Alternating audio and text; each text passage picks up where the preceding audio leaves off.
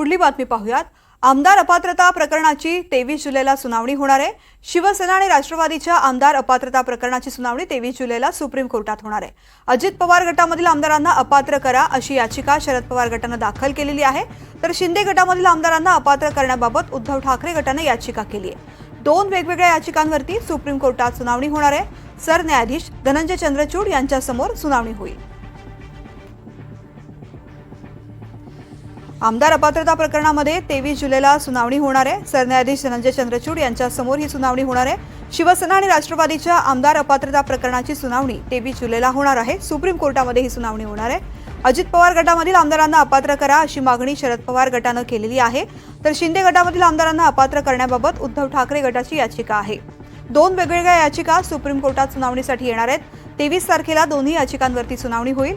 सरन्यायाधीश धनंजय चंद्रचूड यांच्या समोर ही सुनावणी होईल। आमदार अपात्रता प्रकरणाची 23 जुलैला सुनावणी केली जाणार आहे। अजित पवार गटातील आमदारांना अपात्र करण्याची मागणी शरद पवार गटाची आहे, तर शिंदे गटातील आमदारांना अपात्र करण्याची मागणी उद्धव ठाकरे गटाची आहे। दोन वेगवेगळ्या याचिकांवरती 23 तारखेला सुनावणी होणार आहे। शिवसेना आणि राष्ट्रवादीमध्ये फूट पडल्यानंतर अजित पवार यांच्यासोबत गेलेले आमदार आणि एकनाथ शिंदे यांच्यासोबत गेलेले आमदार या दोन्ही गटाच्या आमदारांच्या विरोधामध्ये याचिका दाखल करण्यात आलेल्या आहेत। 23 जुलैला या संदर्भातली सुनावणी होणार आहे।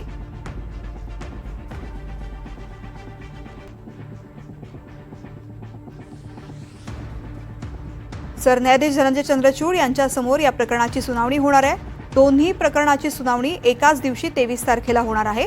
शिंदे गटातील आमदारांची अपात्रता किंवा अजित पवार गटातील आमदारांची अपात्रता दोन्ही प्रकरणावरती सुनावणी होणार आहे। माझे सहकारी रामराजे शिंदे आपल्या सोबत आहेत। रामराजे,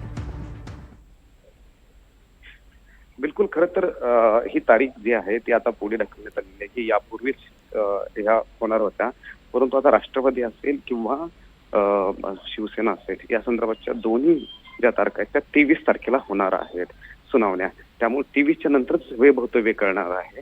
परंतु मुद्दा हाच आहे की विधानसभेच्या निवडणुकीपूर्वी हे संपूर्ण सुनावणी पूर्ण होतील का, त्यामुळे पाहावं लागेल की आता 23 तारखेला ही पूर्ण सुनावणी होते।